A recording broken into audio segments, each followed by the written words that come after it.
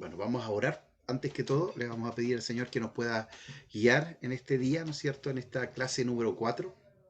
Va pasando rápidamente, ¿no es cierto? Ya llevamos 2 semanitas y nos quedan 2 semanitas más nada más, así que tenemos que tratar de ir avanzando. Así que le voy a pedir a la hermana Pamela, que estaba bastante adelantada delante ahí, ¿no es cierto? Ya en Zoom. Así que le voy a pedir, hermana, que nos dirija en este tiempo de oración. Amén, amén mis hermanos, muchas bendiciones para todos. Inclinamos nuestro rostro para dar gracias a Dios por este día. Amén, Padre Santo, Dios bueno, Dios de amor, te damos gracias a esta hora por la bendición que tú nos das, Señor, por este nuevo día, Señor, que hemos podido trabajar, hacer nuestros quehaceres, Señor, y ahora a esta hora, Señor, hemos dedicado este tiempo, Señor, junto a nuestro Maestro, para aprender más de ti, Señor. Padre amado, te pido a esta hora que abras nuestra mente, Señor, que abras nuestros oídos espirituales, Señor, para poder entender esta materia, Señor, y poder, Señor, poder más estar en las cosas tuyas, Señor, en todo lo que tiene que ver con tu reino, Señor. Dios eterno, estamos ansiosos, estamos deseosos de aprender de ti, Señor. Doy gracias por cada uno de mis hermanos, doy gracias por el Maestro, Señor, que tú has puesto delante de nosotros, Señor, para que nos pueda guiar en este tiempo. Gracias, Padre, por este día número 4 de clase, Señor, y vamos avanzando en tu nombre, Señor, queremos seguir avanzando. En el nombre poderoso de Jesús, amén y amén. Amén. Gracias, hermana Pamela. Bueno, hermanos, como es una buena costumbre, hacemos siempre una pequeña reflexión, ¿no es cierto?, al comenzar. Yo le voy a invitar que abra su Biblia allí en el libro de Hechos. Hechos, capítulo 3. Hechos, capítulo 3. Vamos a estar dando una pequeña reflexión en Hechos, capítulo 3. Verso 19.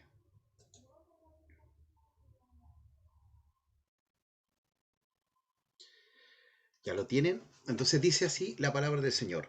Así que arrepentíos y convertíos para que sean borrados vuestros pecados, pues que vendrán los tiempos de refrigerio de la presencia del Señor. Ya cuando vemos acá, ¿no es cierto?, quien hace este discurso es nuestro querido hermano Pedro, ¿verdad? Que si usted lo ve en los evangelios, ¿verdad? Es uno de los más impulsivos, donde a veces el Señor le hace preguntas, ¿verdad? Y él responde acertadamente y en otras también equivocadamente. Ya en un momento, ¿no es cierto? El Señor le dice, no te lo ha revelado carne ni sangre, sino mi Padre que está en los cielos.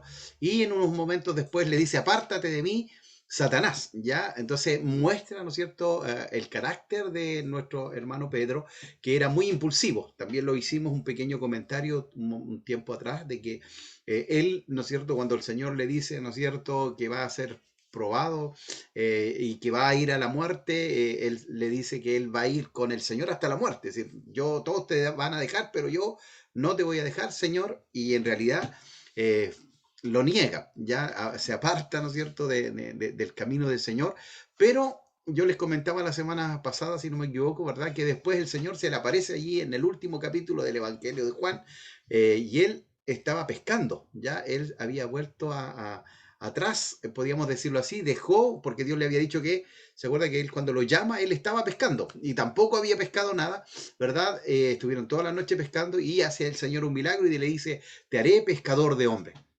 Entonces, este pasaje que vemos acá en el verso 19 nos habla de la restauración del apóstol Pedro, ya la restauración de su vida. A pesar de que él había fallado, a pesar de que había negado al maestro, ¿verdad? El Señor va a su encuentro, ya, y viene, ¿no es cierto?, a su vida a restaurarle.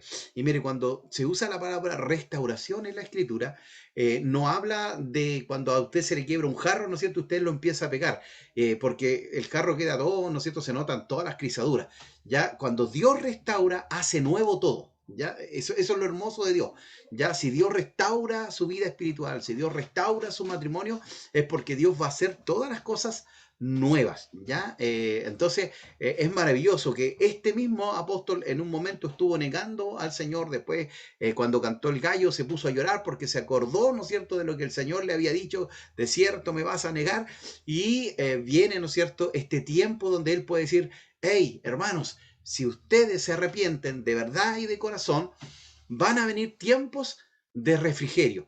Ya, bueno, nosotros acá en el sur, ¿no es cierto?, no estamos muy acostumbrados al calor, ¿verdad? Pero cuando estamos, ¿no es cierto?, en el verano, que cada vez se ha hecho más notorio el sol, ¿verdad? Y usted tiene una caminata extensa, se le echó a perder el auto, tiene que llegar a caminar porque quedó con la pana, quizás como dicen de ahí, del tonto, sin benzina, tuvo que caminar, no sé cuánto, y llegó. Ay, que hace bien un juguito, ¿no es cierto? Bien helado, ¿no es cierto? A eso hace referencia esto, ¿no es cierto? Qué lindo es poder llegar a la presencia del Señor, ¿verdad? Porque Él va a dar tiempos de refrigerio. Ahora, ojo, la vida del cristiano no es de color de rosa. Y si fuera de color de rosa, las rosas tienen espinas y también, ¿no es cierto?, producen daño. Lo importante en esto, ¿no es cierto?, es que la vida del cristiano tiene una marca muy distinta. En este, bueno, yo igual llegué bien así a la hora porque andaba en un velorio de un abuelito de una de nuestras hermanas de la iglesia. Y yo le decía, porque en realidad ella estaba muy tranquila. Bueno, tenía 101 años su abuelo en realidad, hasta 15 o 20 días atrás se vestía solo, caminaba solo, no tenía ningún problema. Y bueno, en últimos 15 días tuvo un deterioro en su cuerpo, en su vida, pero teniendo 101 años, yo decía, es un regalo de Dios haberle dado tanto tiempo, ¿verdad? Pero, ¿no es cierto?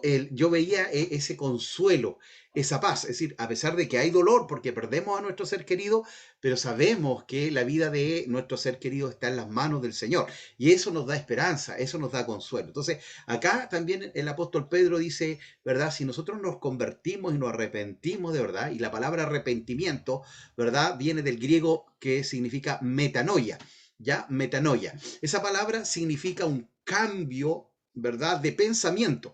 Entonces, si usted se da cuenta, la escritura, cuando habla ahí en Efesios de que tenemos que vestirnos de toda la armadura, dice que usted debe ponerse la coraza de justicia y el yelmo de la salvación. Entonces usted tiene que cuidar su mente porque allí es donde se producen los mayores ataques del enemigo. Comienzan ahí, ¿no es cierto? Los malos pensamientos, comienzan ahí, ¿no es cierto? Los pecados. Por eso Jesús dice, ¿no es cierto? El que ya deseó a la mujer del prójimo, ya cometió adulterio, ya cometió pecado. En el Antiguo Testamento, que estábamos en la ley, ¿no es cierto? Usted tenían que encontrarlo en el acto del adulterio para apiedrarlo. Pero si usted no lo pillaban, se salvaba, como dicen por ahí. Pero Jesús en el Nuevo Testamento, donde hablamos de la gracia, ¿no es cierto? No es que sea menos o sea más libertinaje. No, no. Jesús dice, si tú piensas ya al haberlo pensado, porque ahí es donde se gesta el pecado. Ya uno mira, uno codicia y después toma. Ese es como el paso a seguir del pecado. Entonces, por eso hay que ponerle un paralelo aquí, en la mente. En esto pensad, en todo lo bueno, en todo lo puro, en todo lo amable, en todo lo buen nombre. Entonces, metanoia significa eso, un cambio de mentalidad. Y ese cambio lo hace el Espíritu Santo. Entonces, hermanos, no importa el pecado que hayamos cometido, no importa, ¿no es cierto? Porque, bueno, nosotros, hermanos, siempre yo digo esto, nosotros decimos todos los pecados son iguales. ¿Verdad? Porque para los católicos no, los católicos ustedes tienen que saber que tienen pecados más grandes, más pequeños, pecados de muerte, que poco menos ya no hay solución, ¿verdad? Y nosotros decimos, no, para Dios todos los pecados son iguales, pero cuando actuamos, en realidad igual les tenemos tamaño, ¿no es cierto? Porque si vemos a alguien que se droga, que es alcohólico o que cae, ¿no es cierto?, en pecado de adulterio, no lo medimos de la misma manera con alguien que mintió, que estuvo chismeando, que también eso es un pecado. Y el chisme, hermano, perdóneme, pero es muy delicado porque produce quiebre en la iglesia. Es decir, entonces, para Dios sí, todos los pecados son iguales y todos los pecados tienen que ser confesados y todos los pecados tienen que ser, ¿no es cierto?, con una metanoia, con un arrepentimiento. Y ese arrepentimiento, como lo decíamos, también es gestado por el Espíritu Santo, pero también, ¿verdad?, desde nuestro corazón. Así que hay alegría, hay gozo. ¿Por qué? Porque podemos decir, hay restauración en el Señor. Ya no importa, ¿verdad?, lo que usted haya vivido, lo que usted haya pasado, pero si usted se convierte, si usted se arrepiente, ¿verdad?, vendrá desde el cielo tiempos de refrigerio. ¿Ya? Y yo el otro día le decía a uno de ustedes, ¿verdad? está en el primer amor, y ese primer amor, hermanos, no tiene que acabar, sino que cada día tiene que ser más profundo todavía, ¿ya? Porque muchos dicen, no, si se te va a acabar ese primer amor. No, que nunca se acabe, sino que cada vez sea mucho más intenso, mucho mayor, y bueno, y el amor también va madurando. Es como la relación entre esposo y esposa, ¿verdad? Pasamos de la luna de miel, después viene un tiempo de acomodarse, ¿no es cierto? De asimilarse, saber, ¿no es cierto?, que ya no es ese novio que llegaba todo perfumado y esa novia que llegaba bien, ¿no es cierto?, pintadita, sino que, chuta, nos levantamos en la mañana y los dos estamos chascones. Ahí estamos como somos en realidad. Y eso es amor, ¿ya? Eso es amor. Y después, ¿no es cierto?, en el tiempo también, nuestro carácter, nuestro temperamento, ¿verdad? Comenzamos a sacar cosas que quizás en el noviazgo no se supo. Entonces, la relación con Dios es intensa y es profunda. Y cada día debemos ir, ¿no es cierto?, a un nivel más profundo, ¿ya? Así que les animo a cada día, ¿no es cierto?, servir al Señor allí con todo su corazón, con toda su fuerza, y saber, ¿no es cierto?, este lindo pasaje que estábamos viendo recién, que nos decía, ¿no es cierto?, que vendrán de tiempo del cielo, ¿no es cierto?, tiempos de refrigerio, y quien lo dice, experimentó la restauración. Entonces, eso es mayor todavía, porque dice, yo viví la restauración, ya no había esperanza, pero Dios le dio esperanza allí a nuestro hermano Pedro. Así que el Señor les bendiga, y bueno, vamos a ir, ¿no es cierto?, al PPT, ya vamos a entrar en tierra más derecha todavía, pero yo no sé si ustedes han ido viendo el manual, ya han ido leyendo. En realidad, si se dan cuenta, mucho de lo que vemos en los PPT está allí en el manual, está un poquito más ordenado también allí, así que por eso es importante que usted pueda ir leyendo el manual, ¿ya? No sé si hay alguna duda, consulta con respecto al manual, o está todo más o menos bien, está todo más o menos clarito. Abra su micrófono nomás, mientras yo estoy pasando aquí la lista. No sé. Está todo claro, pastor. Yo lo estuve viendo y todo claro porque usted va explicando a medida que va pasando la imagen, entonces yo estoy relacionando todo. Ok, gracias, hermana Bueno, así Marisol. que yo siento... Hermana Iris. Yo le iba a decir que siento que va como demasiado rápido. Ya, ya, Sí, es como que no entiendo mucho porque de repente toma parte del Antiguo Testamento y que va haciendo relación con el Nuevo Testamento, pero que es como una cosa como demasiado rápida como para poder mandar al cerebro igual. ya, Y vamos a debe ir ser por el tiempo igual, pastor, y por todo lo que usted nos comentaba igual.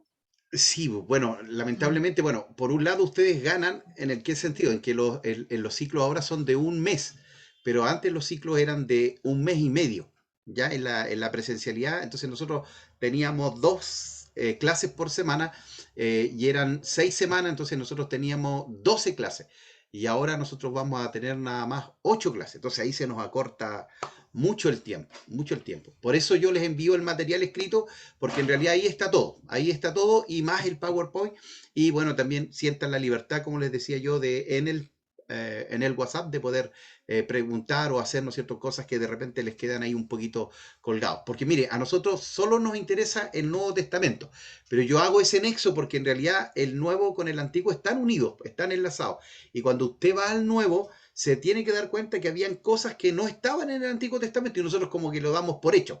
Recuerda que en el Antiguo Testamento había un templo, pero antes del templo estuvo el tabernáculo, ¿verdad? Después estaba el templo. Entonces, tenemos que hacer esos símiles. En el Antiguo Testamento había rey en Israel, en el Nuevo Testamento no hay rey porque estaba el Imperio Romano. ¿Se da cuenta? Habían sacerdotes, claro, acá habían sacerdotes, pero ya estaban divididos en saduceos, en escribas, en fariseos, ¿ya? Entonces, esos cambios son los que tenemos que ir viendo, y bueno, vamos a tratar, ¿no es cierto?, de verlos ahora. Bueno, ahora vamos a ir libro por libro, así que ahí vamos a estar un poquito más tranquilos, y vamos a estar solo en el Nuevo Testamento. ¿Alguien más, hermano? Porque es bueno hacer este feedback, como le llaman los gringos, ¿verdad? Tener una respuesta de parte de ustedes, y también saber cómo vamos avanzando. ¿Nadie más? ¿Nadie más? Ok, hermano. Entonces yo voy a compartir ahora mi pantalla, y espero, ¿no es cierto?, que esto sea más clarito para ustedes, ¿ya? Entonces, acá tenemos, ¿no es cierto?, panorama general del Nuevo Testamento. Bueno, yo les he enviado, ¿no es cierto?, allí al WhatsApp los PPT y me faltó uno. Yo estaba creyendo que le había enviado uno y me faltó el de el Evangelio, ¿ya? Así que ese se lo voy a enviar igual durante estos días, ¿ya? Que bueno, este fin de semana va a ser bien intenso para mí, así que vamos a tratar de hacernos ahí, si no, ya sería el día lunes, ¿ya? Entonces, tenemos ahí, estimados, bueno, ya vimos esto, así que esto lo vamos a pasar rápidamente porque lo vimos, el canon del Nuevo Testamento, ya dice que las palabras cambian de significado dependiendo del contexto en que se use. Por ejemplo, canon originalmente significaba vara derecha o vara para medir. Ese es el significado de la palabra canon, ¿ya? Pero sin embargo, ¿no es cierto? Con el tiempo, dice, esta palabra vino a significar un patrón por el cual las cosas son medidas o reguladas, ¿ya? ¿Se da cuenta? Entonces, cambió su significante, ¿verdad? Y después, ¿no es cierto?, fue tomado, ¿no es cierto?, como un concepto teológico para definir y designar cuáles fueron los principios que se tomaron para decir este libro, ¿no es cierto?, debe estar entre los canónicos, ¿ya? Entre los canónicos o los inspirados por el Espíritu Santo, ¿ya? Bueno, pruebas críticas para determinar la canonicidad del Nuevo Testamento. La paternidad literaria, se recuerda que lo vimos ya esto. Ya dijimos que en el Antiguo Testamento tenía que ser un profeta, pero en el Nuevo Testamento tenía que ser un apóstol. Ya la naturaleza del libro, es decir, que no contradijera a otros escritos, ¿no es cierto?, inspirados, y también la universalidad, es decir, que haya sido, ¿no es cierto?, aceptado por la mayoría de las iglesias, ¿ya? Y obviamente, lo más importante, la inspiración divina, ¿ya? La inspiración, porque ahí tenemos el problema con los libros, ¿no es cierto?, apócrifos, ¿no es cierto?, que tienen los católicos, porque cuando usted los lee se da cuenta inmediatamente que no son inspirados, ¿ya? Hay mucha fantasía, hay muchas cosas que no están de acuerdo a lo que la escritura general señala, entonces usted se da cuenta inmediatamente que no son inspirados, ¿ya? Bueno, los libros fueron escritos, eso lo vimos también, vimos un PowerPoint del canon, en papiro al principio, ¿verdad? Después en pergamino o vitela, ¿no es cierto? Que es un cuero fino o una membrana de animal. ¿Ya? Aquí no vamos a ahondar mucho porque en realidad ya lo vimos, pero es para que ustedes se lo recuerden. ¿Ya? Ahora, ¿por qué se creó el canon? ¿Ya? Recuerda usted, les dijimos que la iglesia nace el día de Pentecostés. El primer escrito fue de Santiago en el 40-45 y el último escrito fue del apóstol Juan, en el Apocalipsis y primera, segunda, tercera de Juan, aproximadamente el 95, porque ya cuando nace la iglesia, mire, comienza a esparcirse la doctrina falsa. Entonces había que determinar, ¿no es cierto?, qué era lo que habían enseñado los apóstoles, qué era lo que había enseñado el Señor Jesucristo, ¿ya? Entonces, ahí comenzaron a compilar y decir, no, necesitamos, ¿no es cierto?, compilar esto para que no haya duda de cuáles son las doctrinas y cuál es lo que Dios, ¿no es cierto?, dejó a los apóstoles en forma inspirada, ¿ya? Y también desarrollo de escritos falsos. Ya hoy la crítica habla mucho, ¿no es cierto?, del evangelio de Judas, que el evangelio de Pedro, que el evangelio de muchos libros gnósticos que estuvieron en ese tiempo, pero en realidad la misma iglesia los desechó porque los consideró, ¿verdad?, que no eran inspirados y que tampoco eran, ¿no es cierto?, los escritores o los apóstoles, ¿verdad?, que nosotros señalamos, ¿ya? Y también era importante tener un canon, ¿no es cierto?, porque vino la persecución. Recuerden ustedes que la persecución, especialmente del Imperio Romano, quemó muchos libros, ¿no es cierto?, muchos rollos, ¿verdad? Y era necesario para que pudiera permanecer en el tiempo toda la escritura, ¿ya? Entonces, por eso se hizo, ¿verdad?, este proceso de canonización. Allí se hicieron algunos, eso no lo habíamos visto, ¿ya? Pero igual estaba en el PowerPoint, lo saltamos, ¿verdad? Que hubieron el Consejo de la Odisea, el Consejo de Cartago y el Consejo de Hippo, ¿ya? Y ahí está nuevamente este concepto, ¿no es cierto?, homologuémona, ¿verdad?, que eran las obras que fueron unánimemente por los concilios, ¿verdad?, consideradas como inspirados, que no tuvieron dudas, ya a ellos llamaron, ¿no es cierto?, este nombre homologuémona, y antiloguémona fueron las obras disputadas, ¿ya? Es decir, que dijeron, pero si Santiago, ¿por qué habla tanto de las obras? ¿Por qué Hebreo si no sabemos quién lo escribió? ¿Por qué Apocalipsis que tiene este lenguaje tan figurado? ¿Ya? Pero después fueron tomados, ¿no es cierto? Y ya en el Consejo de Hipona, ya estaban los 27 libros que tenemos actualmente, ¿ya? Entonces ahí está, Filimón, porque habla, ¿no es cierto?, de este trato entre el amo y el esclavo, ¿no es cierto?, y habla del perdón. Hebreos, que no sabemos quién lo escribió, las epístolas de Juan, porque algunos señalaban que no era Juan el discípulo, sino que fue otro el escritor, ¿ya? Y segunda de Pedro, Judas y Apocalipsis. Judas porque menciona un libro apócrifos del Antiguo Testamento, pero no de los que mencionan los católicos, sino que también había libros apócrifos en los judíos, ¿ya? Y que era Enoch, ya el libro de Enoch. Entonces él toma allí, ¿no es cierto?, cuando habla de la muerte de Moisés. Bueno, palabras claves son canon, inspiración, códice, pergamino, vitela, papiro, homologuémona, antilegómena, gnóstico, pseudografía, sinóptico, cristológico, judaizantes, parousia y apocalíptico. Ya, bueno, esas palabras ya vimos. Canon. Canon es una vara de medir, ¿no es cierto? Y fueron después los principios para determinar si un libro era inspirado o no. Inspiración, que fue soplado por Dios, ¿no es cierto? Pero Dios utilizó, ¿no es cierto?, la personalidad de cada uno de los escritores. Ya usó su personalidad, por eso decía, no, así escribía Pablo, así escribía Pedro, ya. Códice, ¿no es cierto?, que ya venían a ser, ¿verdad?, como libros, ya, como libros, no como rollos, pergamino, ¿no es cierto?, que fue, ahí eran rollos, pero eran, ¿no es cierto?, escritos ahí, ¿no es cierto?, de papiro, y bueno, pergamino y vitela tenían que ver con el cuero, ya, que eran más durables. Homolegómena, ¿no es cierto?, los que fueron aceptados, antilegómena, los que no, que fueron dudados, pero después fueron aceptados. Gnóstico, lo vimos, ¿no es cierto?, que es conocimiento, ya, y era un dualismo allí, ¿no es cierto?, donde no reconocían a Jesús como Dios. Si era Dios, tenía que haber sido un fantasma, y si era hombre, ¿no es cierto?, era, bueno, de carne y hueso, y si era de carne y hueso no podía ser Dios, porque para ellos la materia era mala. Pseudografía son escritos falsos, ya hubieron muchos escritos falsos, entonces para la iglesia no fue fácil determinar, ¿no es cierto?, cuáles eran los verdaderos escritos, ¿no es cierto?, porque recuerde usted que la iglesia nace en el año, ¿no es cierto?, 30, 40, y se cierra el canon en el 95, pero no todas las iglesias tenían todos los rollos, todos los escritos. Entonces ahí tuvieron que comenzar, ¿no es cierto?, a hacer esta búsqueda, ¿verdad? Y allí se dieron cuenta que habían algunos escritos falsos, ¿ya? Sinópticos, que se podían ver de la misma óptica, eso era Mateo, Marcos y Lucas. Bueno, cristológico, vamos a ver muchas cartas, especialmente de Pablo, que son cristológicas, que hablan de la doctrina del Señor, de Cristo, ¿ya?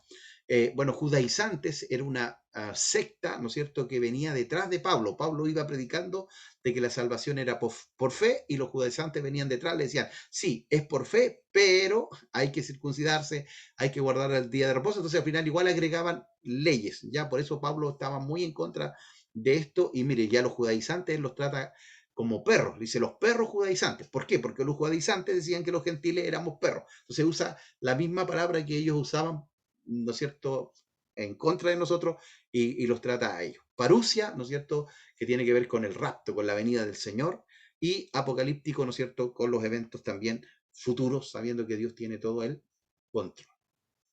Esto también ustedes los tienen ya en el material, y lo vimos también, ahí están, ¿no es cierto?, estos imperios que de una u otra manera aportaron, ¿verdad?, para la venida del Señor Jesucristo. El imperio babilónico, el imperio persa, o también lo va a encontrar como medo-persa, porque eran dos países unidos en realidad, el periodo alejandrino o griego, y el periodo sirio. ¿Hay una Pastor, pregunta? Sí. las definiciones anteriores, ¿eso nosotros, usted lo mandó en el PowerPoint para imprimir o nosotros lo tenemos que buscar? No, eso, mire, Porque hermana, todo no- está en el material. Todo está en el material que Ah, yo les envié escrito, y también está en los PowerPoint, ¿ya? Así ya, que hay que buscarlo, pero está en el material que yo les ya. mandé, el Word, así, donde es como el plan de curso en ese material, y también en los PowerPoint. Ya sí, ahora lo voy a imprimir. Ya, pastor, gracias. No, de nada. ¿Ya? Entonces tenemos el periodo griego, y después tenemos también ahí el periodo sirio, el periodo macabeo, y el periodo romano. ¿Ya? En el periodo macabeo, ¿se acuerda que yo le decía que ahí habían unos libros apócrifos que era primera y segunda de Macabeo y que cuentan toda la historia que pasó, ¿no es cierto? Ahora, yo no sé por qué a los varones le dicen macabeos cuando supuestamente los manda la señora, pero macabeo significa martillo, ¿ya? Y fueron, ¿no es cierto?, ellos quienes se levantaron contra el imperio sirio, ¿verdad? Y pudieron, ¿no es cierto?, libertar, porque ahí se levantó un hombre pérfido que era Antíoco Epífanes, quien ¿no es cierto?, ofreció un cerdo en el altar. Recuerden ustedes que para los judíos los cerdos son un animal impuro y ellos tomaron este animal, ¿verdad? Y lo ofrecieron allí y bueno, Matatías, que era como el sacerdote, toma ahí una espada y mata a este hombre que hizo este sacrificio, este sacrilegio en el templo de Dios, ¿ya? Y ahí se comienza a levantar la revolución de los macabeos. Y esa historia aparece en esos libros. Ahora ese era el trasfondo, ¿no es cierto?, político, y este es el mundo religioso. Ahí estaba esta palabra que la vimos ya y también la va a tener usted. ¿Ya? El gnosticismo proviene de la palabra griega gnosis, que significa conocimiento. ¿Ya? Gnosis significa conocimiento, y la salvación podía lograrse obteniendo un cierto grado de conocimiento. Es decir, habían ciertos iluminados. La salvación tampoco era para todos, según los gnósticos, ¿ya? Sino que usted tenía que tener una revelación como distinta, especial. Era como que, ¿no es cierto?, Dios se comunicaba con algunos solamente iluminados, ¿ya? Y además esta filosofía se basaba en el dualismo de Platón, que enseñaba que la materia era mala y que el espíritu era bueno. Entonces, por eso decían ellos, bueno, si Jesús fue bueno, tenía que haber sido un espíritu.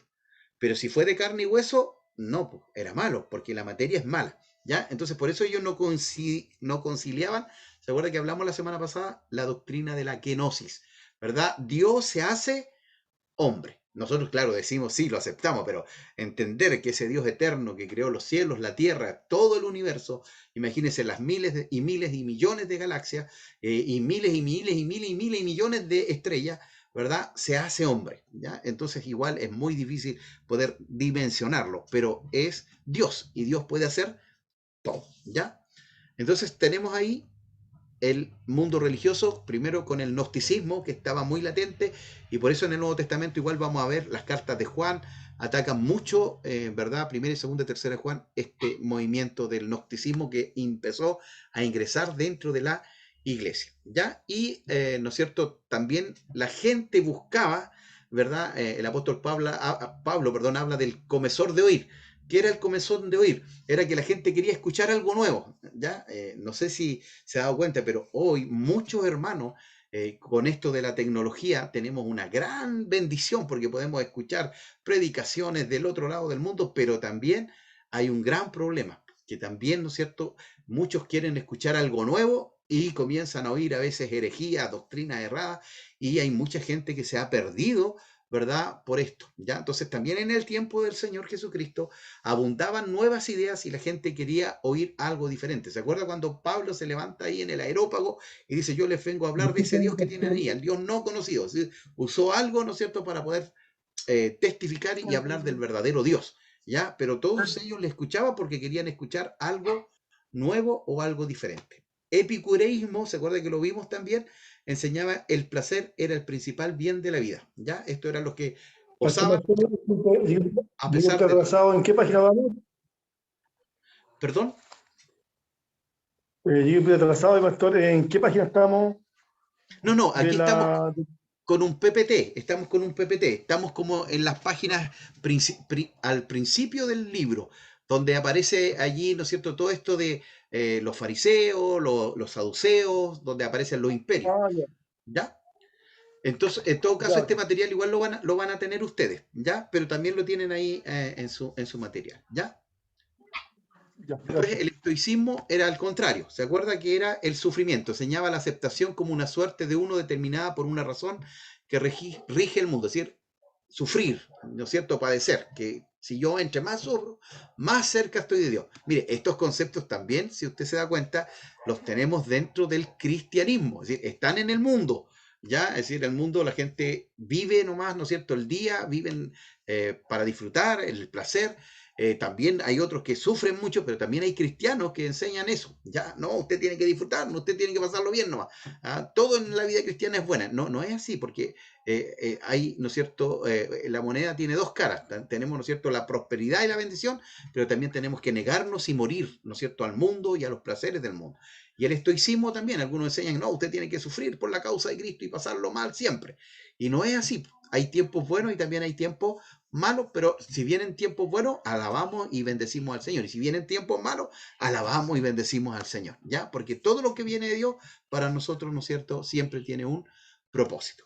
Evangelio, lo vimos también, ¿no es cierto?, la semana pasada, va el martes allí, ¿no es cierto?, con el PowerPoint, que viene de esta palabra, ¿no es cierto?, que significa compuesta, ¿no es cierto?, de eu y el término evangelio, que significa buenas noticias.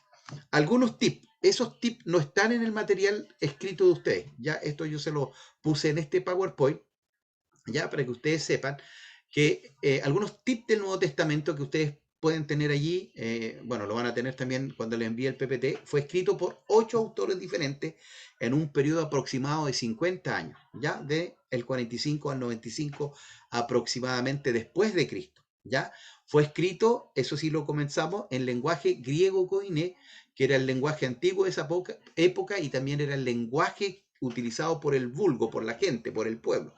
¿Ya? Pero hoy en día las personas que lo hablan usan el griego moderno. Ya no es el mismo griego que usan si usted tuviera la bendición de ir, ¿no es cierto?, ahí a Grecia. Después tenemos los 27 libros del Nuevo Testamento, son inspirados por Dios. Él sopló las palabras de cada uno de los 27 libros, ¿ya? Lo dice 2 Timoteo 3:16 y también lo dice 2 Pedro 1:21, que también lo vimos el otro día, ¿ya? Otros tips con respecto al Nuevo Testamento es que en la época que Cristo vivía en la tierra, ¿no es cierto?, el Nuevo Testamento no se había empezado a escribir, ¿ya? Es decir, Cristo no escribió nada, ya solo fueron sus discípulos y después tuvo que haber, ¿no es cierto?, reunir este canon, ¿no es cierto?, para reunir, ¿verdad?, estos libros, ¿ya? Entonces, los primeros hechos y sucesos, especialmente los 4 evangelios, ya se estaban dando, los cuales fueron escritos entre los años 45 y 95 después de Cristo, ¿ya? Estas cartas y libros fueron copiados y vueltos a copiar a lo largo de los siglos y distribuidos por todo el mundo, ¿ya? Entonces ya lo vimos también, se hacía manualmente hasta que llegó la imprenta. Aproximadamente 5.000 de estas copias o manuscritos griegos han sobrevivido hasta este día. De estas copias, algunas contienen todo el Nuevo Testamento y otras solo una parte del Nuevo Testamento. Esta preservación autentifica que el Nuevo Testamento es un documento fidedigno y que puede probar su validez real, ¿ya? Entonces también tenemos pruebas científicas, ¿no es cierto?, de la evidencia de este Nuevo Testamento a través de esos fragmentos antiguos, ¿ya? Bueno, el fragmento más antiguo encontrado en Egipto es el papiro, gracias, de John Freeland, ¿ya?, del Evangelio de Juan, escrito en el año 90 o 95, ya fue encontrado en el año 135 después de Cristo y contiene partes de Juan 18, 31, 33, 37, 38, ¿ya?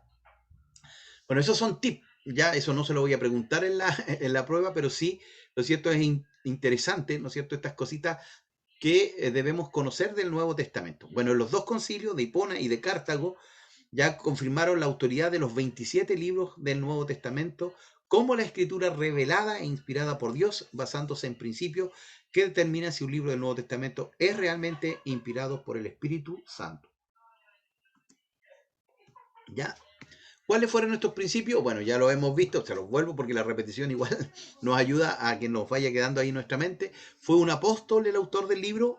¿O tuvo una estrecha relación con el apóstol? Como es el caso de Marcos y de Lucas.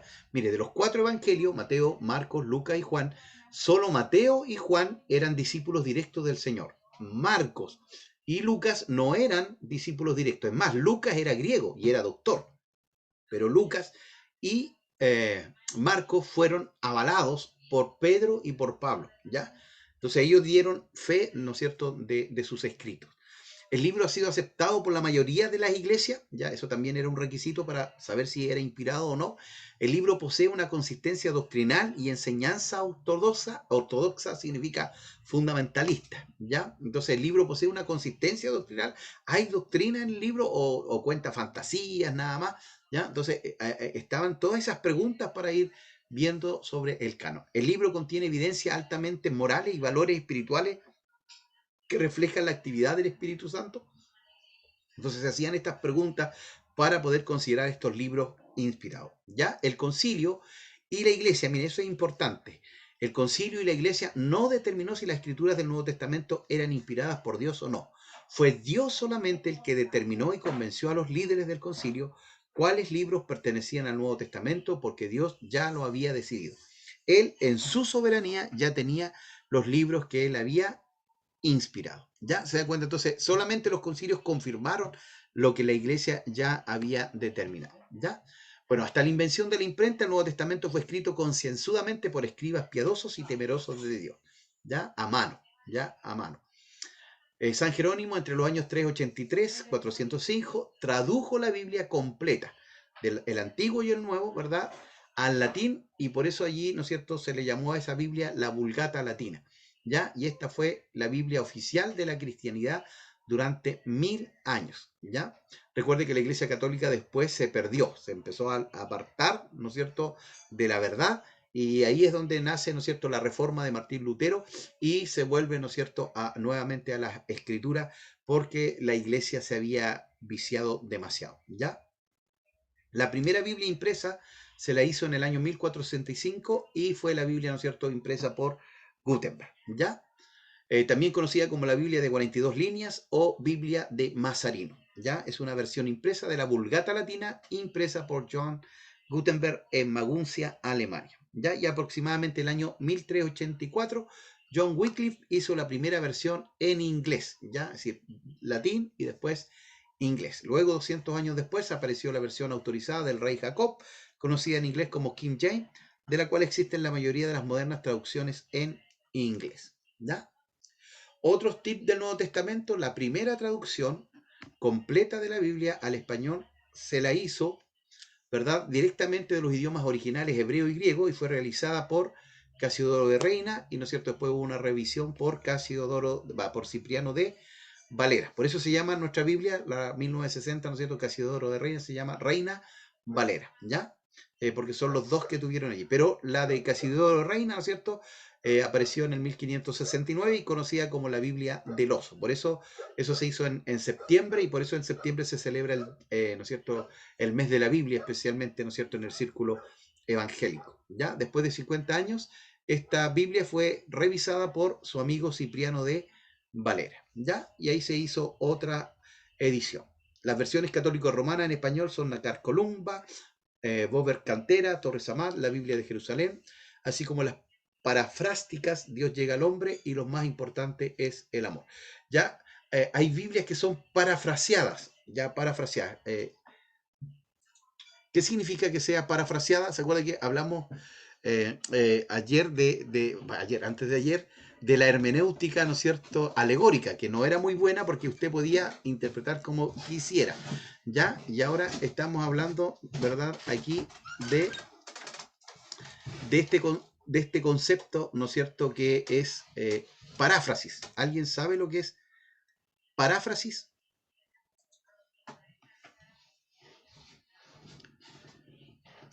Mire, una paráfrasis es que usted, a ver, vamos a hacer una paráfrasis hoy día, ya vamos a hacer una paráfrasis, ya, Juan 3:16, porque de tal manera amó Dios al mundo que ha dado su Hijo unigénito para que todo aquel que en él cree no se pierda, mas tenga vida eterna. Entonces, hermano Emanuel, usted con sus propias palabras me va a decir el Juan 3:16. Todos, bueno, ahí estoy diciendo, pero a usted le voy a dar 2 minutos, y si tienen un papel, un lápiz, escríbanlo, por favor. Escriban ustedes Juan 3:16, pero con sus palabras. No me usen lo mismo, porque de tal manera amó Dios al mundo que ha dado a su Hijo unigénito para que todo aquel que en él cree no se pierda, mas tenga vida eterna. ¿Cómo lo dirían ustedes con sus propias palabras? ¿Ya? Porque eso es una paráfrasis, ¿ya? Decir el texto, pero con tus propias palabras, ¿ya? Ahora, no estamos haciendo interpretación, no estamos haciendo, ¿no es cierto?, una nueva traducción, sino que es una paráfrasis, porque es con mis palabras, ¿ya? Y mire, vamos a hacer aquí un pequeño ejercicio, ¿verdad? Y así que les voy a preguntar, a todos los que están ahí, les voy a preguntar su paráfrasis, así que para que lo puedan hacer, ¿ya? Y se van a dar cuenta que cada uno va a usar un lenguaje distinto y que algunos le van a dar más connotación a algo de la escritura, ¿no es cierto? A una palabra y otros a otra, pero al final, si los juntamos, ¿no es cierto? Es una riqueza, pero también las paráfrasis no son ajustadas al texto original, ¿ya? Así que les doy 2 minutitos, son las 8:10 hasta las 8:12 para que puedan hacer ahí su paráfrasis de Juan 3:16.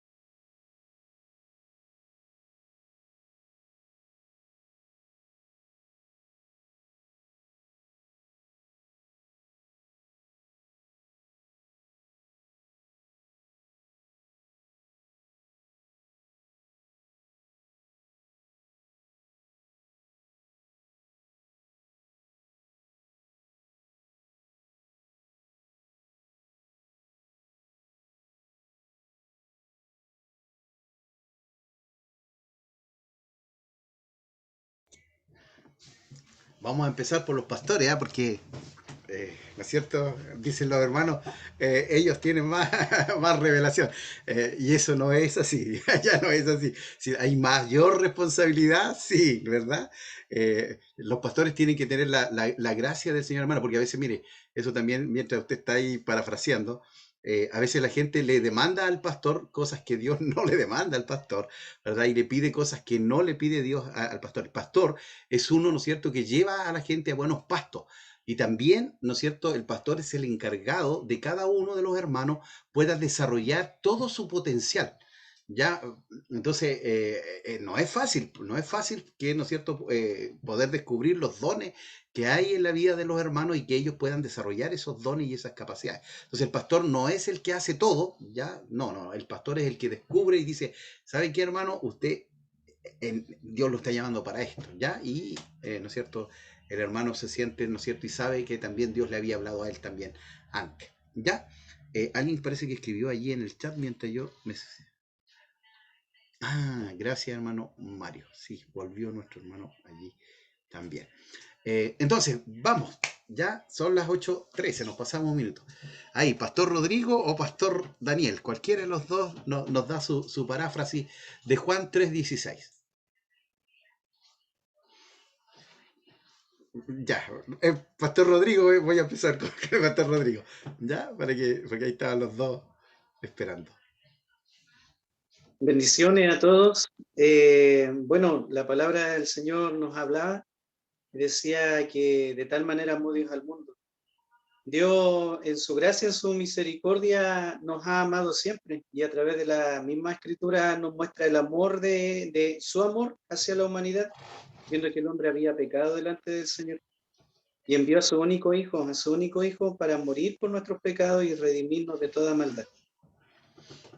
Ok, gracias, Pastor Rodrigo. ¿Ve? Él se explayó, amplió el texto. ¿Se da cuenta?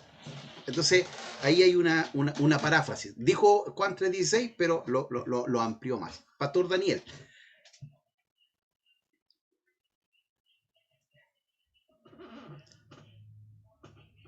O le damos un minuto a Pastor Daniel. Parece que está escribiendo todavía. Ah, está sin audio. Ah, ya, ahí lo escribió. El Padre Celestial nos ama tanto que envió a Jesucristo, su único Hijo, para que seamos salvos por Él, yo creo, ¿no es cierto? ¿Sí?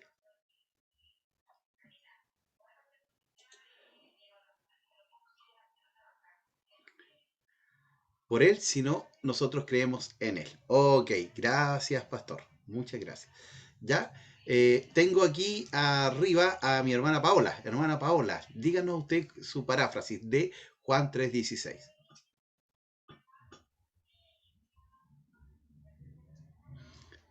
No se le escucha, hermana Paola. Quizá el micrófono no está conectado, quizás al computador.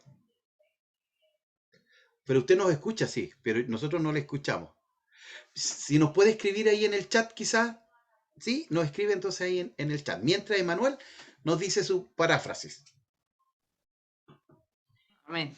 Saludos a todos, hermanos pastores, bendiciones. Bueno, por lo que entendí, lo escribí así. Dios envió a su Hijo Jesús a morir por nosotros. Con esto podemos tener salvación y con esto nos muestra su gran amor. Bien, ¿se da cuenta? Que se van usando distintas terminologías, pero el mensaje es el mismo. Hermana Pamela, o todavía está escribiendo. ¿Está ok? Ya, hermana Pamela. Amén. Yo coloqué así. Es tan grande el amor de Dios que entregó a su Hijo y vino a morir por nosotros, y si creemos tendremos vida eterna. Ok, muy bien. ¿Ya? ¿Ves? Se da cuenta que va dando riqueza el escucharnos a todos allí. Hermana Jocelyn, también le pido ahí que pueda comentarnos su texto. Amén. Dice, tanto fue el inmenso amor del Dios creador que entregó a su Hijo amado, porque tanto amó a este mundo que no quería que ninguno se pierda, sino que todos puedan vivir por toda una eternidad con Dios. Ya, ok, ve, muy bien. Ahora tengo ahí a mi hermano Luis y a mi hermana Daisy. No sé si lo hicieron en conjunto o no. Mire, voy a leer primero de mi hermana Paola. Dios nos amó de tal forma que fue capaz de entregar a su propio Hijo para que pudiésemos alcanzar, pero ahí ahora, alcanzar la salvación por la eternidad. Bien. Bueno, si pudieran poner igual en el chat para que quede ahí guardadito, ¿no es cierto? Y así nos retroalimentamos. Hermano Luis y hermana Daisy. Amén. Yo tengo el mío. Dice así, hermanos. Fue tanto el amor de Dios que envió a su Hijo a morir por nosotros los pecadores para que tengamos una vida incorruptible. Amén, bien. Usó ahí una terminología igual, bien, incorruptible, una palabra, ¿no es cierto? Ahí, que no se daña, que no se destruye, ¿verdad? Que no se pudre. Sí. Bien. Hermana Daisy. Ah, ya. El amor incondicional de Dios fue reflejado en enviar a su Hijo a morir por nosotros. Bien. ¿Verdad? Todos diferentes, todos distintos, pero el mensaje sigue siendo el mismo. Hermana Marisol. Si pueden escribirlos en el chat, hermanos, ahí, si saben escribir ahí en el chat del Zoom, entonces va a quedar registrado y cuando uno descarga después, va a quedar igual escrito. ¿Ya? Hermana Marisol, le escuchamos. Amén. Porque Dios nos amó tanto que envió a su Hijo a morir por ti y por mí, para que para que todo aquel que en él cree no se pierda, mas tenga una nueva vida. Ok, bien, hermana Marisol. Tenemos ahí a Jocelyn, le pregunté. Sí, sí, ya, entonces tenemos ahí a la hermana Iris, que está por ahí. Si puede decirnos. Yo le coloqué, porque de tal forma amó Dios a la humanidad, dando su único Hijo para que todos podamos llegar al conocimiento de la verdad de su evangelio.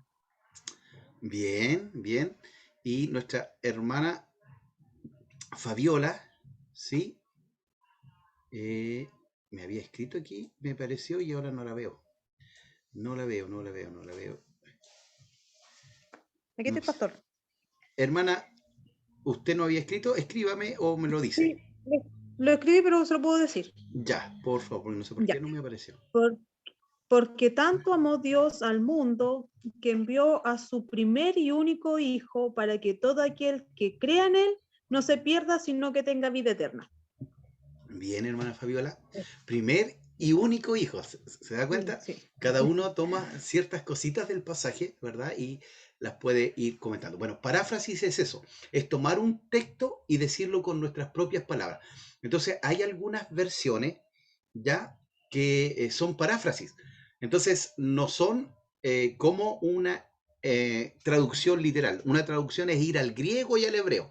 Bueno, yo creo que aquí ninguno de nosotros, ¿no es cierto?, es un experto, menos en hebreo, porque el hebreo, ¿no es cierto?, ya es una lengua muerta. El griego que se usa hoy no es el mismo que se usó en el Nuevo Testamento. Sí hay clase de griego, ¿eh? En el Ibada hay clase de griego también, así que también es importante de pronto conocer, bueno, uno no va a salir experto, pero por lo menos conocer, ¿no es cierto?, el abecedario, ¿no es cierto?, cómo se forman estas palabritas en griego. Y eso nos da, ¿no es cierto?, esto, una paráfrasis, ¿ya? Entonces, las paráfrasis tienen que ver con el tema, ¿no es cierto?, de poder decir el texto con nuestras propias palabras, ¿ya? Así que para que ustedes lo sepan allí, ¿ya? Entonces, mire, tenemos ahí, bueno, son otros tips, ya porque me pasé de largo, ¿verdad? Con las parafrásticas. Y acá sí, 1947, esta es una fecha importantísima para nosotros porque fueron descubiertos en Qumran los pergaminos del Mar Muerto, o los rollos del Mar Muerto, o los rollos de Qumran, ya cuando ustedes saben, ¿no es cierto?, aquello tiene que ver con este descubrimiento, ¿verdad?, de rollos, ¿verdad?, que fueron escritos muy, muy cerca a su original. Ya el Antiguo y Nuevo Testamento ha sido prodigiosamente salvaguardado por Dios durante más de 3000 años y seguirán siendo salvaguardados hasta el fin de todas las cosas. Ya este descubrimiento de los rollos del Mar Muerto le dan más fidelidad y fidedignidad, que son más fidedignos. Nuestro Reina Valera, ¿no es cierto?, que a veces le cuestionaban que era la copia de la copia de la copia. Entonces, estos manuscritos, cuando fueron traducidos, se dieron cuenta que nuestra Biblia no tenía errores, ya no tenía errores, sino que algunas añadiciones, pero que en realidad no cambiaban ninguna doctrina, ningún sentido profundo en la escritura. Y yo les di el ejemplo de que este espíritu no sale sino con oración y ayuno. En el original no aparece ayuno, pero no nos hace mal ayunar, nos hace muy bien, ¿verdad? Y hoy está de moda en la gente no cristiana el ayunar, ¿eh? ¿Sabía usted eso? Está de moda porque dice que porque tiene beneficio el ayuno, ya limpia el cuerpo, ¿no es cierto?, y también permite, ¿no es cierto?, tener una mejor, ¿no es cierto?, salud, ¿ya? Así que para que usted sepa aquello, ¿ya? Joanny Sangoquiza, Panorama del Nuevo Testamento, de ahí saqué esta información, ¿ya? Por si acaso, si le va a quedar ahí. De toda esa información fue sacada y es un libro actual, 2012, fíjese, 2012, ¿ya? Porque a veces nos dicen, no, ustedes solo usan libros bien antiguos, no, del año 2012. Y aquí ya, hermanos queridos, entramos a tierra derecha, ¿ya? Entramos a tierra derecha, pero entramos a tierra derecha. Mire, hoy día no les voy a dar break, ya, porque hermanos tengo que viajar, así que vamos a darle, ¿no es cierto?, así, no sé si me autorizan sin break para que podamos terminar un poquito antes, ya, pero la idea es que podamos hoy ver, ¿no es cierto?, todo esto que tiene que ver con Mateo, Marcos, Lucas y Juan. Mire, ahí hay una comparación entre los evangelios, ya. Mateo muestra a Jesucristo como rey, Marcos lo muestra como siervo, Lucas como hombre y Juan lo presenta como Dios, ¿ya? Entonces se da cuenta que cada evangelio presenta una característica especial de nuestro Señor Jesucristo. Ya el evangelio de Mateo fue escrito a judíos, ya entonces usted va a encontrar que hay muchos textos del Antiguo Testamento. ¿Para qué? Para demostrar que Jesucristo era el Mesías que ellos tenían o estaban esperando. Lamentablemente no le reconocieron. Marcos fue escrito a los romanos, ya los romanos les gustaba la acción, el movimiento. Por eso usted ve en Marcos que Jesús va, hace, predica, enseña, sana y así está, ¿ya? No hay largos discursos como en Mateo. En Mateo ahí está el Sermón del Monte, que dura 3 capítulos, capítulo 5, 6, 7. Está ahí, ¿no es cierto?, la oración en Getsemaní. Pero en Marcos no, es todo acción, ¿ya? Lucas es escrito a los griegos, por eso ahí se muestra a Jesús como el Hijo del Hombre. Él mismo dice, el Hijo del Hombre vino para salvar, el Hijo del Hombre. Él mismo se autoconfiere ese título. ¿Por qué? Porque los griegos buscaban al hombre perfecto, y Jesucristo es el hombre perfecto, ¿ya? Es el único hombre perfecto, ¿ya? Y Juan, ¿no es cierto?, es para toda la iglesia y es universal, para judíos, para griegos, para romanos, para gentiles y para todos, ¿ya? Entonces, y ahí están los capítulos, 28 Mateo, 16 Marcos, 24 Lucas y Juan, 21 capítulos. Ahora, material original, ¿por qué se dice material original? Que no está repetido en los otros, ¿ya? Entonces, mire, si usted se da cuenta, Marcos tiene un 7%, porque se dice que Mateo y Lucas tomaron, ¿no es cierto?, de Marcos. Entonces, por eso Marcos, ¿no es cierto?, se ve como que tiene poquitas cosas, porque los demás le tomaron a él. Entonces, algunos dicen, ¿no es cierto?, que el escrito, bueno, en realidad sabemos que históricamente Marcos fue el primero en escribir su evangelio. Entonces, los otros consideraron algunas cosas de ellas para tomar base su escrito, ¿ya? Y el Evangelio de Juan tiene un 92% que es único, que no está repetido en los otros evangelios, ¿ya? Para que usted sepa. ¿Ve? Como Mateo fue escrito a los judíos, tiene 53 citas del Antiguo Testamento. En cambio, Marcos, como era para los romanos, solo 36. Lucas también, como era para los griegos, 25. Y Juan, como era para todos, solo 20 versículos. ¿Ya? Entonces, este es un cuadro comparativo de los evangelios. ¿Ya? Entonces, ahí tenemos esta perspectiva acerca de los evangelios. ¿Ya? Y aquí estaba la pregunta que estaba en la prueba de diagnóstico. ¿A qué se le llama evangelios sinópticos? Se les llama a los tres primeros evangelios, Mateo, Marcos y Lucas, y que significa visión conjunta o perspectiva común. Ya eso significa originalmente evangelios sinópticos, ya que usted los puede ver en forma conjunta, ¿verdad? Con una perspectiva común.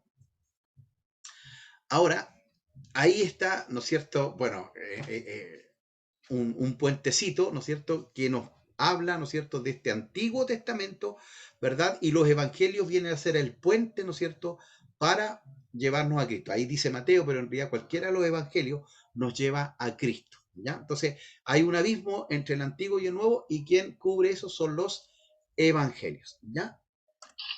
Entonces, vamos con el primer evangelio, el evangelio de Mateo. Entonces, tenemos aquí a Mateo, nuestro hermano Mateo, o también Leví, ¿ya? Usted va a escuchar que a veces también se le llama como Leví, es el mismo, ¿ya? Y él era un cobrador de impuestos, un cobrador de impuestos. Mira, aquí voy a dejar de compartir. ¿Qué pasaba con los cobradores de impuestos, estimados?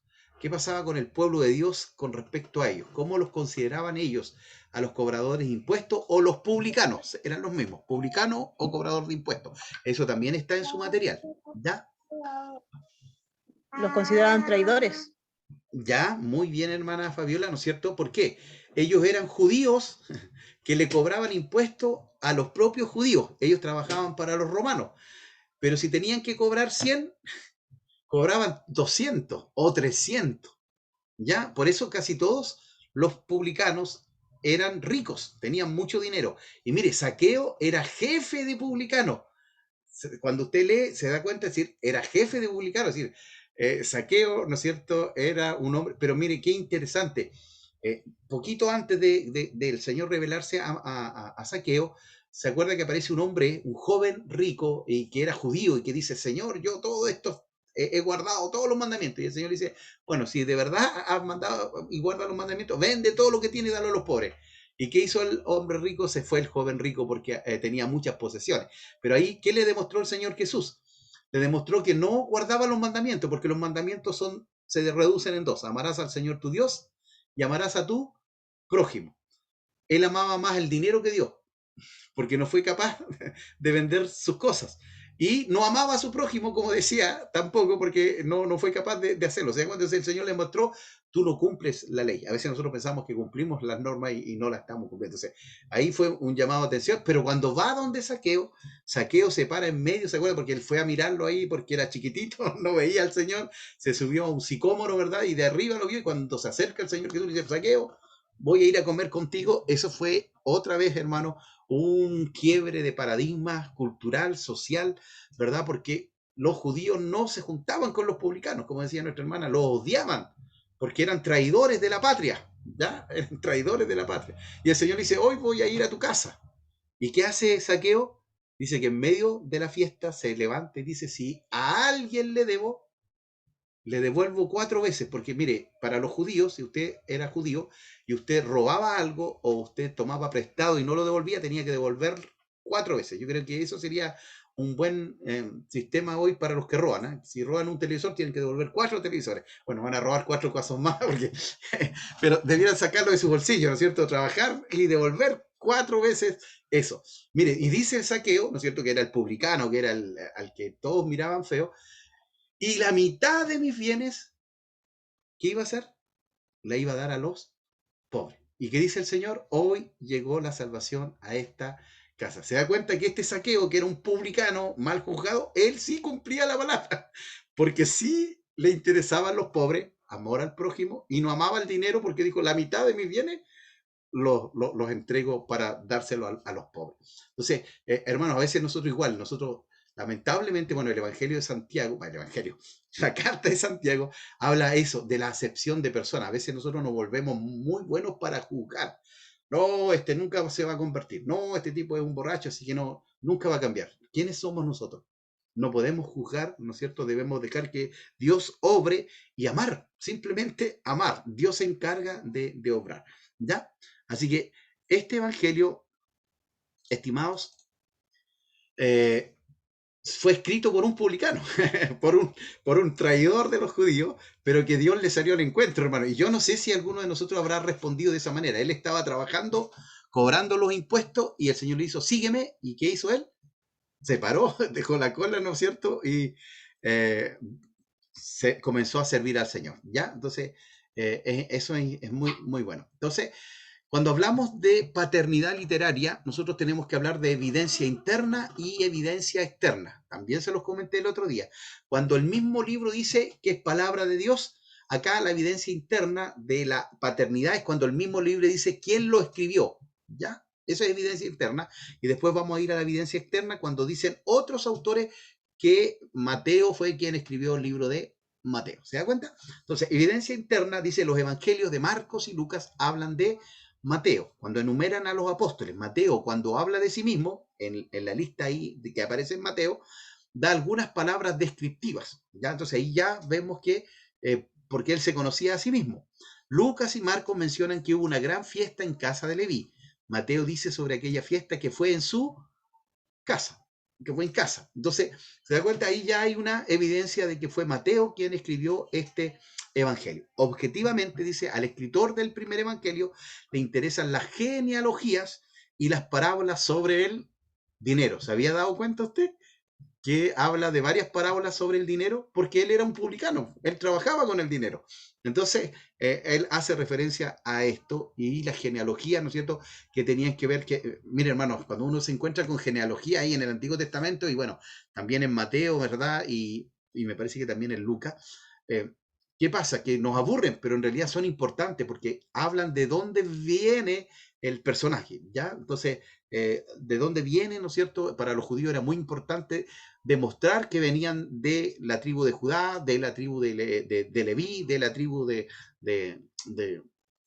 bueno, todas las tribus que habían ahí, que eran 12 tribus, ¿no es cierto?, de Jerusalén. Paternidad literaria, en la evidencia externa, bueno, la tradición en la iglesia primitiva siempre otorgó la autoría a Mateo, ¿ya? Es decir, la iglesia primitiva, ¿no es cierto?, decía que este evangelio lo había escrito el apóstol o el discípulo Mateo, ¿ya? Como fuente externa al evangelio se asumen las palabras de la patrística. ¿Qué era la patrística? ¿Se acuerdan? Los padres de la iglesia después del 100 hasta el 1500, ¿verdad? Que no eran discípulos de los discípulos, no estaban en la Biblia, no estaban ahí en la escritura. A eso se le llamó, ¿verdad?, patrística, ¿ya? Y ahí está, mire, Eusebio, Papías, Ireneo, Orígenes, todos ellos daban y consideraban que el autor de Mateo era Mateo, ¿ya? Era Mateo. Bueno, fecha y lugar. Bueno, mire, Mateo es el único evangelio que menciona la palabra iglesia, lo cual nos indica que su elaboración fue mucho más tardía de lo que pensamos, aproximadamente 125 después de Cristo. Ya aquí esto es lo que dice la crítica textual. Recuerde que para el 125 no había ningún apóstol vivo, ya estaban muertos todos. Entonces ahí hay una contradicción, ya. En cambio, ¿no es cierto?, Ireneo y Orígenes declaran que Mateo escribió, hoy ahí está Mateo con minúsculas, vamos a ver qué corregir, escribió su evangelio mientras Pablo y Pedro estaban presos en Roma, por lo que el lugar sería Jerusalén, aproximadamente el 60 al 64. Esa es la fecha, ¿no es cierto?, que nosotros creemos. La otra que les puse yo es la que habla la crítica textual. Ya la crítica textual decía que Mateo no fue el que escribió Mateo, que fue otro Mateo que escribió en el 125. ¿Ya? Entonces yo les puse las dos, pero en realidad la que nos sirve o la que vale es la de abajo, ¿ya? 60 al 64, no más que ese tiempo. ¿Ya? Ahora, un bosquejo básico de Mateo, presentación de Jesús. Recuerde que Mateo presenta a Jesús como el rey que esperaban o como el Mesías que esperaban los judíos. Entonces presenta al rey en el capítulo 1, las enseñanzas del rey del capítulo 4 al 7, el poder de Jesús ya como rey, la oposición también, porque hubo oposición al rey Jesús, y la preparación de los discípulos por causa del rechazo, ¿no es cierto? Para que, recuerden que Jesús preparó a sus discípulos 3 años y medio para que ellos continuaran, ¿no es cierto?, el mandato, ¿no es cierto? Ir por todo el mundo y predicar el evangelio a toda criatura.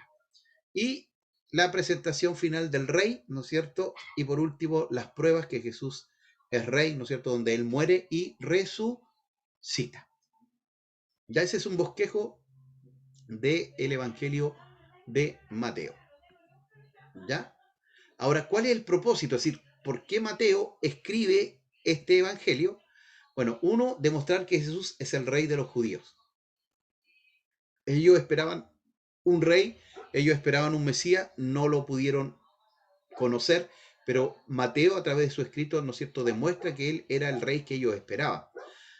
Probar también que todas las profecías mesiánicas se cumplen finalmente en Cristo. ¿Ya? Qué tremendo, hermano, porque Cristo cumplió muchas profecías, ya que hay algunos que dicen, no, es que Jesús buscó para poder, ¿no es cierto?, cuadrar las profecías, pero él no pudo mandar a su mamá, ¿no es cierto?, a que lo tuviera en Belén. Son cosas que él no podía hacer, ya aquellos que dicen que Jesús no era el Hijo de Dios. ¿Ya? Entonces hay cosas que él no podía haber manejado, pero que cumplió a cabalidad. Presentar el reino de los cielos en Cristo. Mire, esto también es importante, hermanos, porque hoy el reino de los cielos ha sido un poco, lamentablemente, distorsionado por algunos, ¿ya? Entonces, el reino de los cielos es el Señor morando en el corazón de cada uno de nosotros. Entonces, usted es responsable de que el reino de Dios se extienda en toda la tierra. ¿Ya? Entonces hay algunos predicadores igual que hablan mucho del reino de Dios o del reino de los cielos, pero haciendo una mala acepción. ¿Ya? Entonces, no, usted es parte del reino de los cielos. Ya Cristo mora en usted y usted es encargado de llevar ese reino a otros, ¿ya? A otros, ¿ya? Entonces, cuidado, porque también, ¿no es cierto?, el movimiento de la teología de la liberación, que tiene que ver con la prosperidad. Uno cuando dice teología de la liberación piensa que es liberar, echar fuera demonios. No, la teología de la liberación nació en Sudamérica, ¿ya? Y estos teólogos querían sacar la pobreza, porque Sudamérica siempre ha sido pobre. Entonces, la teología de la liberación, al principio, y estaba muy bien, en cierta medida, decir que, claro, porque cuando viene el Evangelio, usted sale de la pobreza, porque si usted era alcohólico, si usted gastaba dinero, ¿no es cierto?, en droga, ya no lo va a hacer y usted comienza a ser bendecido, a ser prosperado, ¿verdad? Pero llegó a ser un extremo. La teología de la liberación llegó a decir que si yo no suplo la necesidad de la persona, yo no le puedo predicar el Evangelio. Es decir, si yo veo a un mendigo que está en la calle, ¿no es cierto?, y si tengo un pan, yo tengo que darle ese pan para que él coma y después le predico el Evangelio. Y eso está bien. Pero si yo no tengo pan, igual le puedo predicar el Evangelio. ¿Se da cuenta? Pero ellos decían, no, es decir, usted tiene que suplir sus necesidades y recién ahí usted puede predicar el Evangelio. Entonces, se distorsionó. ¿Y llegó a qué punto? Al punto de decir que si usted es cristiano, tiene que tener riqueza. Es decir, si usted es pobre, no es cristiano. Se da cuenta que se fueron a un extremo, porque no, el Evangelio, miren, los que más responden al Evangelio, ¿quiénes son? Las personas pobres. Y también vemos cómo Dios en el tiempo las va bendiciendo, ¿verdad? Y las va llevando, ¿no es cierto?, a otro lugar. Nosotros tenemos unos hermanos en la iglesia y ellos siempre nos dicen, ellos vivían en la orilla del río Cautín, ¿verdad?, en una mediagua. Hoy ellos tienen su casa y todos sus hijos son profesionales. Cuando él estaba allí en su mediagua, él nunca pensó que sus hijos algún día iban a poder llegar a la universidad. Pero ¿qué llegó allí, a esa casa? El Evangelio. Y ahora, ¿no es cierto?, ellos son bendecidos. Pero no significa que todos igual, hermanos, les va a ir bien, porque la teología de la liberación señala eso. Es decir, si usted no es rico, entonces usted no es bendecido por Dios, no es hijo de Dios. ¿Ya? Una vez llegó uno de estos predicadores de la teología de la liberación a nuestra iglesia. Nosotros tenemos una iglesia ahí en el barrio alto de la ciudad, en Lanín, ¿ya? Entonces, imagínese usted, hace 25 años atrás, los hermanos, no había ningún profesional en la iglesia, y este predicador va y dice, el que no tiene zapatos Haspapi no es cristiano. Hermano, ninguno de nosotros tenía zapatos Haspapi porque en ese tiempo valían como 50.000 pesos y los hermanos ganaban 100.000. Si se compraban zapatos Haspapi, dejaban sin comida a sus hijos.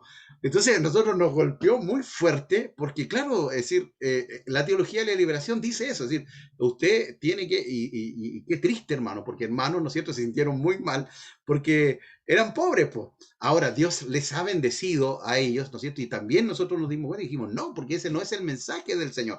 Pablo dijo, sé, ¿verdad?, vivir con abundancia, pero también sé vivir con escasez. Ahora, yo siempre, dice Pablo también, le he pedido a Dios que no me dé mucho, ni me dé muy poco, sino que me dé lo necesario, ¿verdad? ¿Por qué? Porque cuando tenemos mucho, a veces nos nace el orgullo, la arrogancia, y cuando tenemos poco también a veces, ¿no es cierto?, cuestionamos a Dios. Entonces, Dios es sabio, Dios es sabio. Entonces, la teología de la liberación enseñaba eso, y eso abarcó muy fuertemente, hermanos. Bueno, especialmente usted sabe que en Estados Unidos, con pactar, mire, si usted pacta, Dios le va a bendecir, Dios le va a prosperar. Y es verdad, Dios bendice, Dios prospera, pero tiene que ser un acto de Dios con usted, un trato de Dios conmigo, ¿verdad? Porque se han hecho muchas cosas, como le comentaba yo la semana pasada, de este hermano que ofrendó su vehículo y después, ¿no es cierto?, casi se separa y quedó muy mal económicamente porque se dejó llevar más que por una palabra de Dios, por una emoción, ¿ya?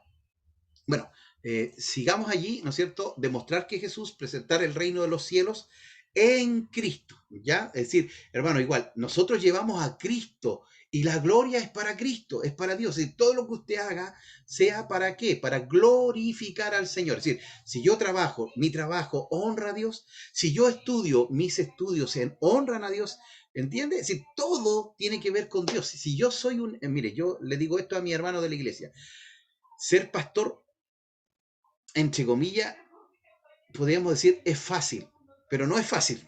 Pero aún así, hermano, es fácil. Pero ser padre, ser esposo y ser un buen padre y ser un buen esposo, eso sí que es difícil. Si usted es un buen padre, si usted es un buen esposo, va a ser un buen pastor. Porque la vida cristiana tiene que ver con eso, con mi familia, con mi casa, con mi hogar, con ser un buen hombre, con ser una buena mujer, con ser una buena persona dentro de nuestra sociedad y de nuestro país. ¿Ya? Entonces, demostrar que Jesús es rey, probar todas las profecías mesiánicas que se cumplieron en Cristo, presentar el reino de los cielos en Cristo. El reino de los cielos se ha acercado, era la predicación de Juan el Bautista y también de nuestro Señor Jesucristo. Bueno, la división geográfica de Mateo, lo que abarca Mateo en su escrito, es Galilea. ¿Se acuerda que yo les mostré un mapita? Galilea quedaba al norte, arriba, ¿no es cierto?, de Israel. Narra el ministerio de Jesús, mayormente en la parte norte de Palestina, en la región de Galilea. También Mateo habla mucho, ¿no es cierto?, de Judea, ¿no es cierto?, narra la vida de Jesús y su ministerio, movilizándose hacia el sur de Palestina con destino a Jerusalén. Recuerde que sus últimos días también los vivió allí en Jerusalén. ¿Ya? Y bueno, dentro de Judea está Jerusalén, se narra aquí, los días finales de Jesús, ¿ya? Su vida, su obra, su pasión, ¿verdad?, que es la muerte, la preparación de su muerte fue allí en Jerusalén, ¿ya? Entonces, los 5 pilares que tenemos en el Evangelio de Mateo, está el Sermón del Monte, la instrucción a los discípulos, las parábolas, relaciones interpersonales y últimos tiempos. Ya esas son cositas como importantes dentro del Evangelio de Mateo. ¿Ya? Ahora vamos con Marco. Mire, en la prueba yo lo que voy a hacer es preguntarle o poner en un al lado Mateo, Marco, Lucas, Juan, Hechos, Romanos, ¿ya? Y por otro lado